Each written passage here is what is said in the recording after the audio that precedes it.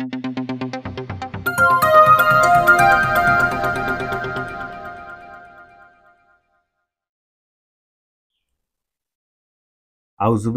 সামিউল আলিম বিসমিল্লাহির রহমানির রহিম। অসীম মহিমণ্ডলের অনন্ত কৃপার অধিকারী মহান আল্লাহর নামে শুরু করছি। আপনারা দেখতেছেন ওয়াইসিবিডি ইউটিউব চ্যানেল এবং সাথে আছি আমি শামীম হক ওয়াইসি। সম্মানিত প্রিয় দর্শক শ্রোতা এবং সকল তরিকতের ভাই বোনেরা, সবার প্রতি আমার সালাম। আসসালামু আলাইকুম ওয়া রাহমাতুল্লাহি ওয়া বারাকাতুহু। আজকের আলোচনার বিষয় হযরত আলী করিমুল্লাহ ওয়াজু এর রমজান মাসের গোপন আমল। অর্থাৎ আলী করিমুল্লাহ ওয়াজুতে এই আমলটা আসছে যে রমজান মাসে এই গোপন আমলটি শিয়া সম্প্রদায়ের যে লোকগুলো আলী করিমুল্লাহ ওয়াজুকে যে অনুসরণ করে তারা এই আমলটি করত এবং রমজান মাসে রোজা সহকারে। যারা আমরা এই আলী করিমুল্লাহ ওয়াজুকে মানি বা অনুসরণ করি তাদের জন্য এই আমলটি খুবই একটি চমৎকার আমল। কারণ এই আমলটি, এই সাধনাটি আপনি যদি করেন তাহলে আপনার মধ্যে আলীর ফয়েজ, আলীর শক্তি প্রকট হবে। তো আসুন জেনে নেই কিভাবে এই আমলটি করতে হয়, কোন নিয়মে। রমজান মাসের মধ্যে 30 রোজার মধ্যে যে কোনো দিন এটি আপনি করতে পারবেন। একদম সহজ নিয়ম। যেই দিন আপনি করবেন, ঠিক করবেন যে আমি আমলটি করব বা সাধনাটি আমি করব, ঠিক ওই দিন ফজরের ওয়াক্তে আপনাকে গোসল করতে হবে, পাক পবিত্র হতে হবে। অবশ্যই ফজরের ওয়াক্তে আপনাকে গোসল করতে হবে।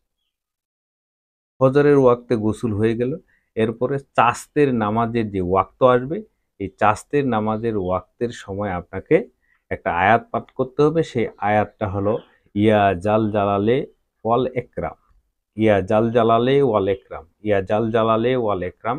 এটা 360 বার পাঠ করতে হবে। কয়বার? 360 বার। আবার 1094 বার পাঠ করারও নিয়ম আছে। যদি আপনার 1094 বার পাঠ করে ভালো মনে করেন তাহলে আপনি 1094 বারও পাঠ করতে পারেন। আবার আপনি 360 বারও পাঠ করতে পারেন। এরপরে পাঠ করা হয়ে গেলে ওই দিনের মধ্যে সারাদিন আপনি যতবার পারেন আপনাকে একটি দরুদ পাঠ করতে হবে। সেই দরুদটা হলো সাল্লাল্লাহু আলা রাহমাতাল্লিল আলামিন, সাল্লাল্লাহু আলা রাওলাল আলামিন। এই কথাটি বেশ কয়েকবার, যতবার পারেন সারাদিনের মধ্যে পাঠ করবেন, পাক পবিত্র থাকবেন। এরপরে যখন এশার নামাজ আসবে তথা এশার ওয়াক্ত যখন আসবে, এই এশার ওয়াক্তের সময় আপনাকে 2 রাকাত নামাজ পড়তে হবে। কয় রাকাত? 2 রাকাত নামাজ পড়তে হবে। এই 2 রাকাত নামাজের সময় 2 সিজদার সময় আপনি যখন যাবেন, প্রথম সিজদায় আপনাকে বলতে হবে কি?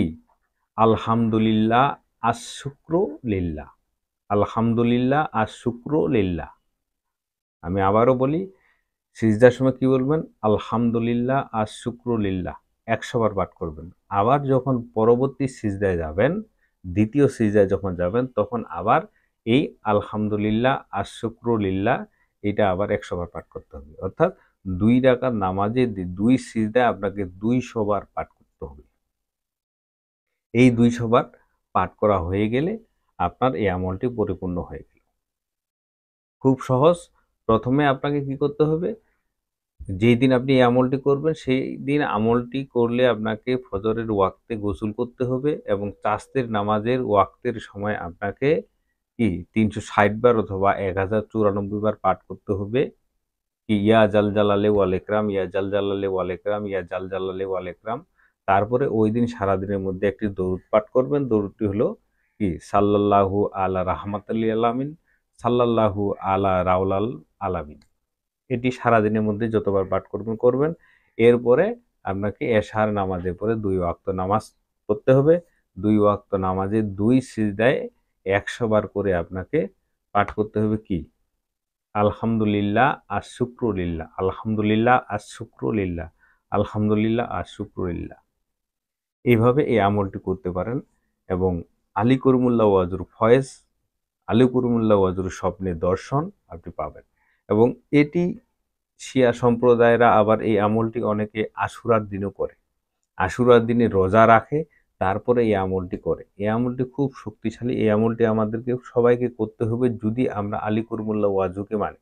আলী করিমুল্লাহ ওয়াজুর অনুসারী যারা, তারাই এই আমলটি করেন। কারণ এই আমলটি আসছে আলী করিমুল্লাহ ওয়াজু থেকে। সম্মানিত প্রিয় দর্শক শ্রোতা এবং সকল তরিকতের ভাই বোনেরা, সবার প্রতি আমার সালাম জানিয়ে শেষ করছি। আসসালামু আলাইকুম ওয়া রাহমাতুল্লাহি ওয়া বারাকাতুহু।